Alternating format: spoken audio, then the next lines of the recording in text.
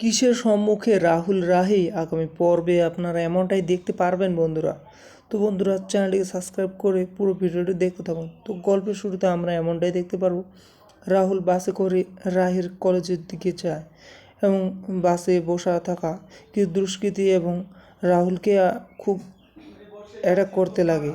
তাদের সাথে রাহুল ধস্তাধস্তি করতে থাকে কিছুক্ষণ। এরপর অন্যদিকে রাহি স্বপ্নের মধ্যে দেখতে থাকে যে রাহুল যে বাসে করে যাচ্ছে ওই বাস অ্যাক্সিডেন্ট হয়ে যায়। রাহি যখনই দেখতে পায় যে সে ঘুমের ঘোরে স্বপ্নের মধ্যে রাহুলকে দেখছিল, তৎক্ষণাৎ রাহি রাহুলকে ফোন করতে লাগে। রাহুল কিছুতেই ফোনটা তুলতে পারছিল না।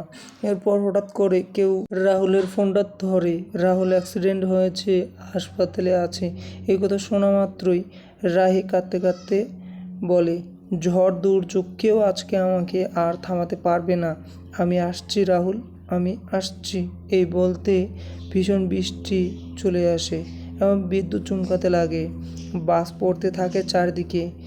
এরপর সব বাধা পেরিয়ে রাহুলের কাছে চলে আসে রাহি। রাহি এসে হাসপাতালে এসে বলে, তোমার কিচ্ছু হবে না রাহুল, আমি এসে গেছি, ধৈর্য ধরো, তোমার কিচ্ছু হয়নি। আমি আমি তোমাকে সুস্থ করে বাড়িতে নিয়ে যাবই, তোমার কিচ্ছু হবে না, কেউ কিচ্ছু করতে পারবে না।